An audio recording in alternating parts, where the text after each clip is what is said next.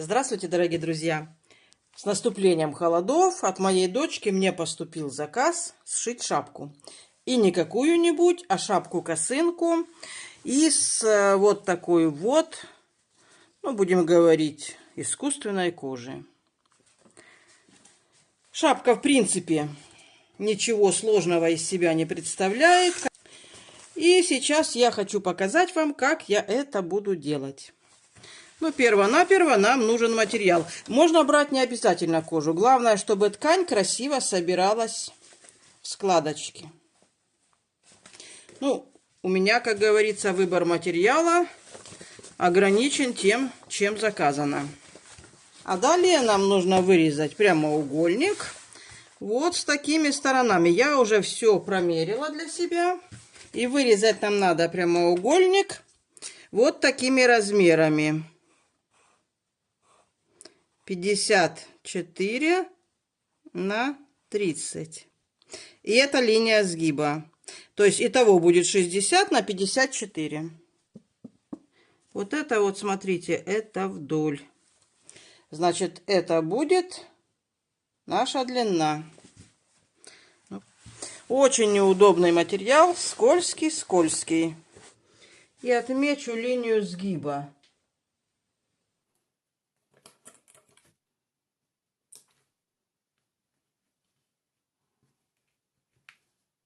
И нужна нам длина 54. Отмеряем.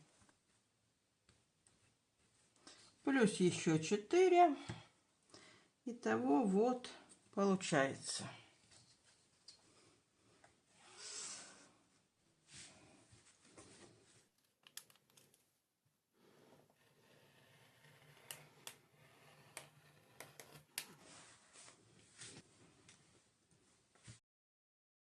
Кожи пришлось купить целый метр, потому что меньше метра у нас не продают. Так что нашью шапок или еще чего-нибудь, или кепок.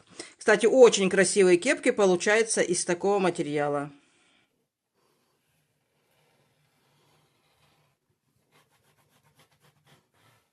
Так. Вот здесь мы можем смело скреплять, потому что сейчас вот здесь мы будем делать скругление.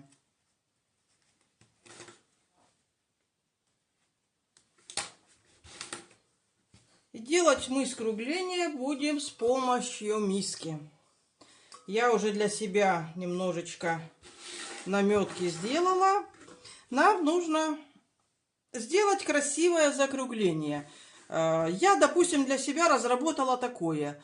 Кто-то возьмет, сделает меньшую окружность. Тут, в общем-то, на ваш вкус. Но я вот для себя придумала вот так. Я наметила себе точки, какое скругление я хочу. Вот примерно такое скругление я сделала. Это, в общем-то, не очень принципиально. Можно сделать и более острый угол, и более узенько вот здесь, в этом месте. А можно сделать наоборот, более полого. Теперь нам это нужно аккуратно вырезать. У меня есть отличная идея, как работать со скользким материалом, которая мне пришла только пришла в голову. Смотрите, чтобы резать сразу два кусочка ткани, нам нужно его очень хорошо скрепить. А как это можно сделать, я вам сейчас покажу. И самое лучшее, что можно придумать, это двухсторонний скотч. Берем двухсторонний скотч. Можно большим куском, можно несколькими маленькими. Вот так вдоль шва приклеить этот скотч.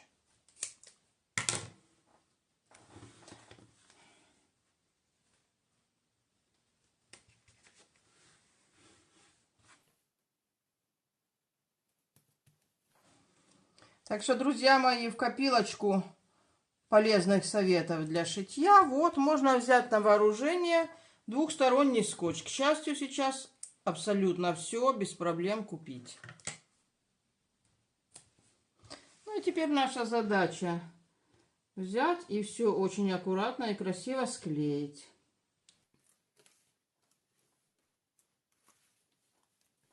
Надо было сделать это с самого начала, тогда бы вообще было идеально. И просто нам кроить. Совместились все наши края. Опа.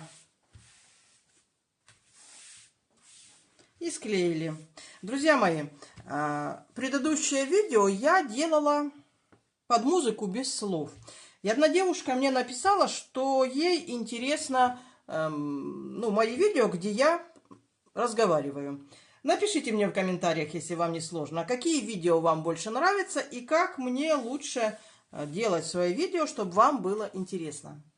Ну что, теперь нужно это все аккуратно вырезать.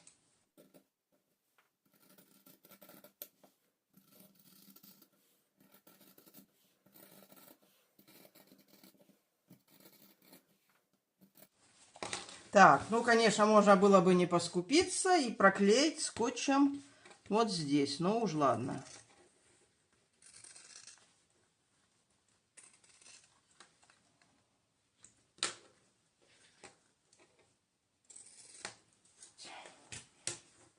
И вот что у меня в итоге получилось. Вот такое вот.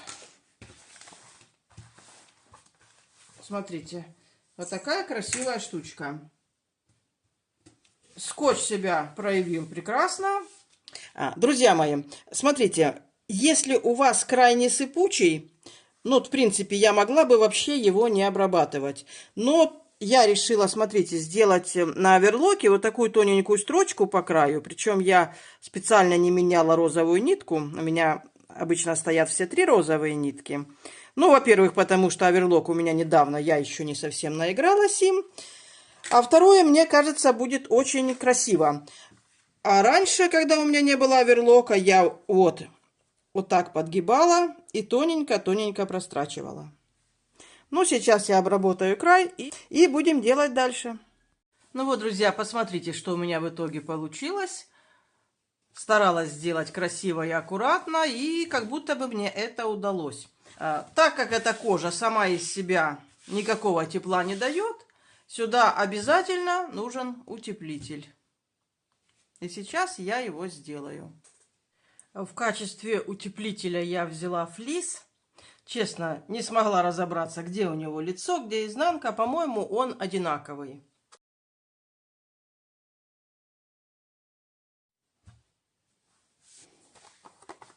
Купила вот такую вот штуку, которая крепится к линейке, чтобы обезопасить свои руки от ножа. Это, смотрите, вот так крепится к линейке.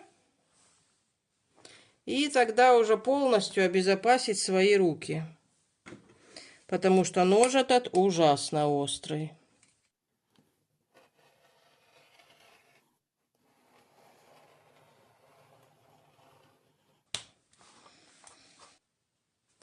И теперь вот здесь нам надо сделать вот такое вот скругление.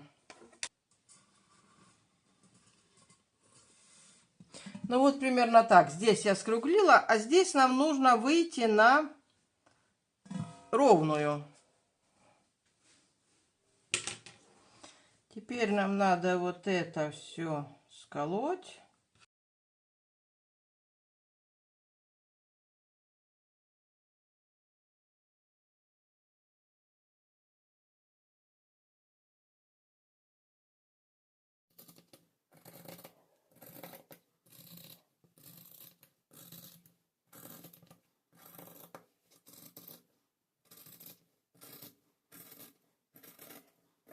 Я обработаю края. Ну и вот, друзья, что у меня в итоге получилось. И теперь будем приступать к сбору шапки. В 2 деталях я наметила серединки, и нам нужно их совместить. А вот здесь, вот эту деталь мы должны будем пришить вот таким образом.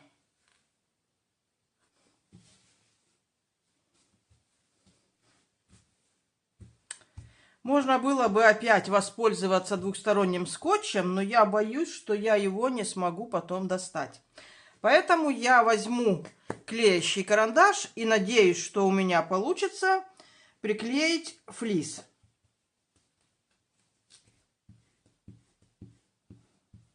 Хотя бы прихватить чуть-чуть.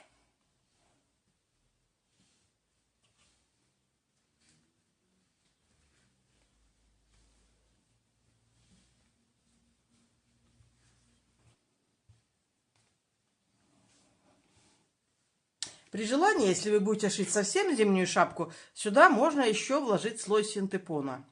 Я когда-то шила косынку такую из натуральной кожи, из кусочков кожи, и вставляла сюда синтепон. Было очень хорошо.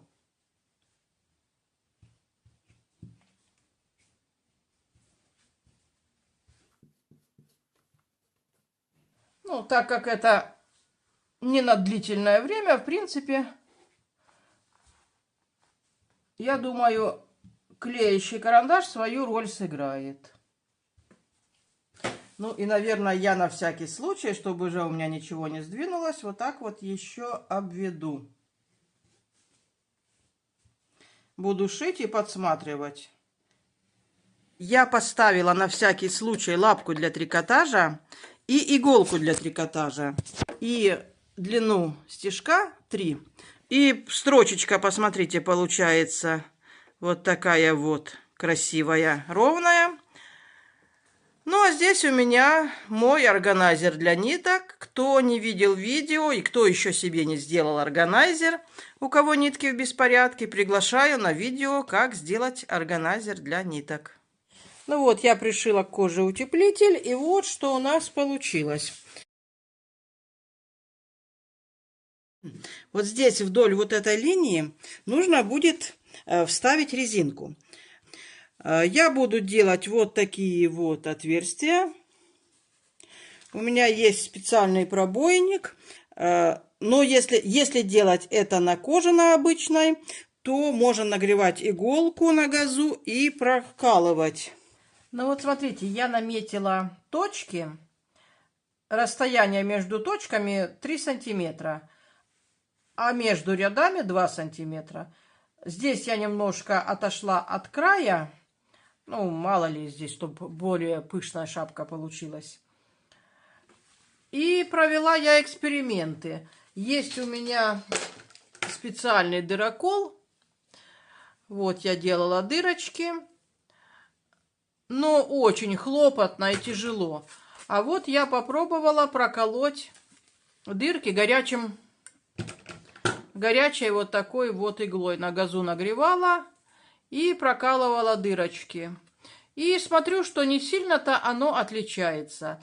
Но так гораздо быстрее и не напряжнее. Посмотрите, какие прекрасные дырочки у меня получились буквально за 5 минут. И вот теперь такая резиночка, какая в масках. Я ее попеременно вот зашла снаружи под низ. И надо пройти через каждую дырочку, через каждое отверстие.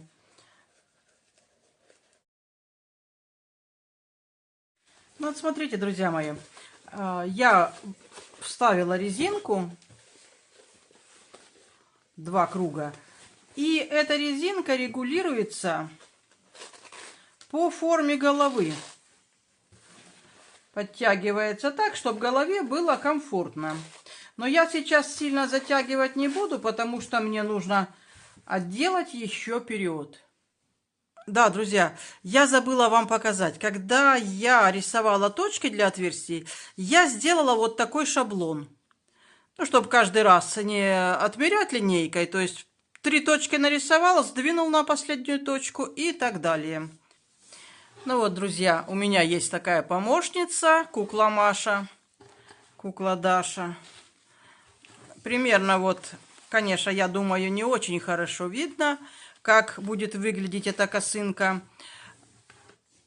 Эту шапку можно шить с козырьком. И раньше я, когда дети у меня учились в институте, шила им шапки с козырьком.